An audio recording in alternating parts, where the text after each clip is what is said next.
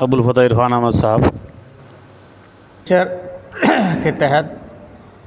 پہلے سے بھی چلا آ رہا ہے تحریک اسلامی میں کارکنوں کے باہمی تعلقات، یہ خرم مراد صاحب کی لکھی ہوئی یہ کتاب ہے، اسی کا مطالعہ ہو رہا ہے۔ اس کا بقیہ حصہ یہ اللہ کی حدود ہیں، جو اللہ اور اس کے رسول صلی اللہ علیہ وسلم کی اطاعت کرے تو اللہ اسے ان باغوں میں داخل کرے گا جن کے نیچے نہریں بہتی ہیں اور وہ اس میں ہمیشہ رہے گا۔ یہی سب سے بڑی کامیابی ہے، اور جو اللہ اور اس کے رسول کی نافرمانی کرے اور اس کی حدود کو توڑے تو اللہ اسے آگ میں داخل کرے گا جہاں وہ ہمیشہ رہے گا، اور اس کے لیے ذلت دینے والا عذاب ہے۔ بارگاہ رسالت سے مسلمانوں کے سامنے یہ بات اس طرح ارشاد فرمائی گئی،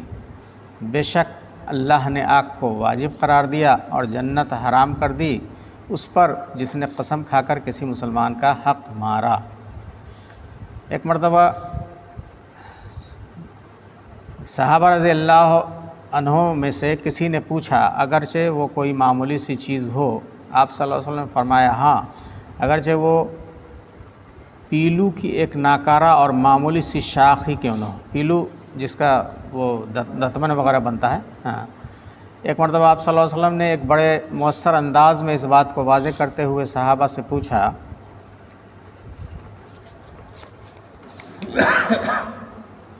جانتے ہو کہ مفلس کون ہے؟ صحابہ نے عام معنوں کے لحاظ سے کہا، مفلس وہ ہے جو مال و متاع سے خالی ہو۔ آپ صلی اللہ علیہ وسلم نے کہا،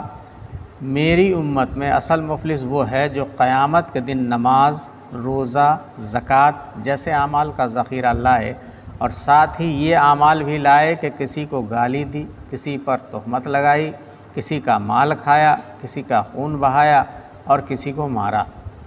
پھر ایک مظلوم کو اس کی نیکیاں دی جائیں گی اور دوسرے مظلوم کو اس کی نیکیاں دی جائیں گی، اور فیصلہ